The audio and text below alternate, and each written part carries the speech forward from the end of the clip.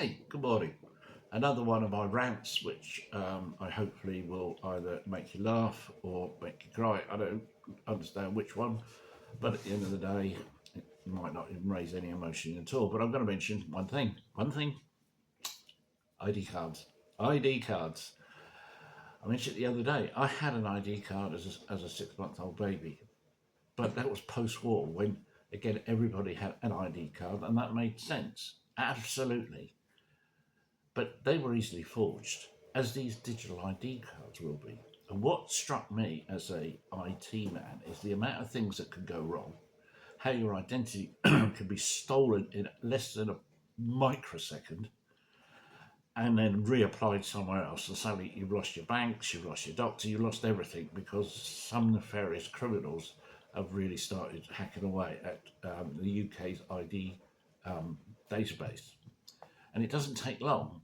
Now, you cannot make a database safe, no matter what Oracle says, or I can't think of the other one at the moment, but there's two big database manufacturers out there. Well, there is IBM as well, but it's not as notorious as Oracle and the other one. Can't think of it. Doesn't matter, but I can find my way into a database using simple tools like Notepad and a link, and that's it. And I can get in there. Well, I used to be able to, probably not now, because I've probably lost touch with it all. But at the end of the day, it's that simple.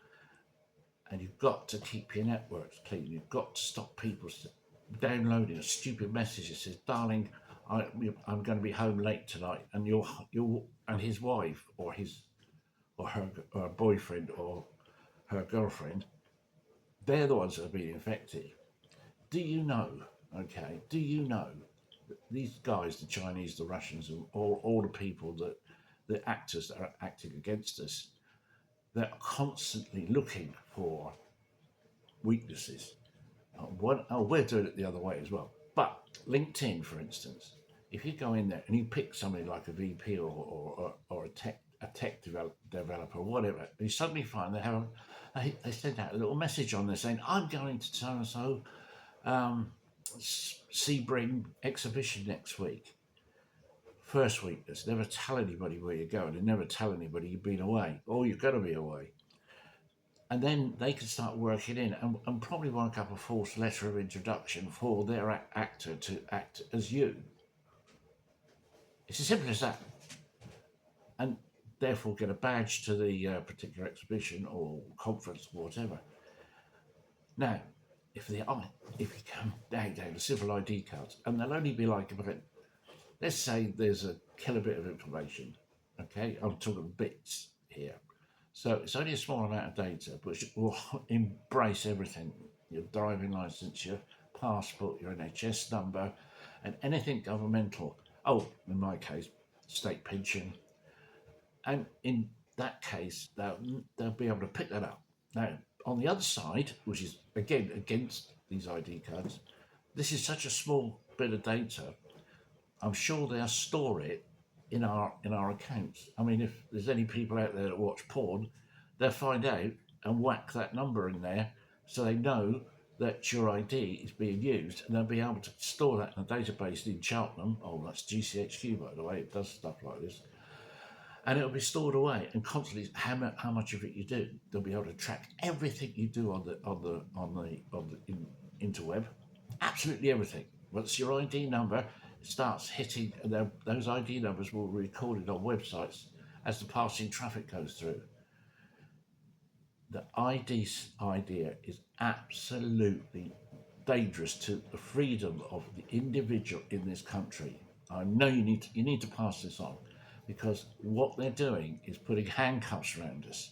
Freedom of speech, freedom of movement, just freedom. We're going to lose our freedom. A lot of people won't care because they don't understand. But I wouldn't be able to sit here once the ID cards were in place, because my ID will be punched on this video and the government will pick it up. The next thing, they'll be kicking the door in with machine guns and everything because I had to disagree with the idea of an ID card. This is becoming very what we call 1984. If you haven't read 1984 or understand anything to do with it, it shows how a man called Winston rebels against the state. They find out and they basically stick him in a room with his greatest fear, which is rats. And they put a hat on him like a global thing, and they put the rats around his face, so they start to nibble at his face, and they keep telling him untruths. What the government lies, until he believes them, and he's reprogrammed, and he loses his girlfriend and everything. But he now becomes a member of the state, chucking his hand in the air to Big Brother. That's where the Big Brother term comes from. We will not allow this to happen. I will go to prison first before I accept an ID badge. I won't even accept it then. They can feed me, because the amount of money they're paying me in state pension, take it away with income tax, and I'm not sure I'll get the winter fuel payments this year or not. I haven't had a letter, so I assume I'm not getting it. Yeah, I don't know why, probably because it didn't happen in time. Anyway, cut a long story short, it's all about control. It's all about stomping all over. They don't like the Brits. They really don't like the native British person, the upright person. I'd love to fly a Union Jack in my garden, but if I do, I become racist. It doesn't mean I'm racist. It means I love my country. And I don't care who lives here and is productive and does things. But I will be treated as a racist. Again, started by the Labour Party, by the communists. Years ago, they used the name against the Nazis. The Nazis picked it up because they were trying to mould an Aryan race.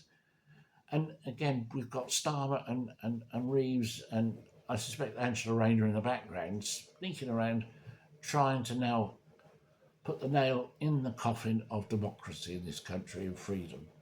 Don't let it happen. Thank you. Goodbye.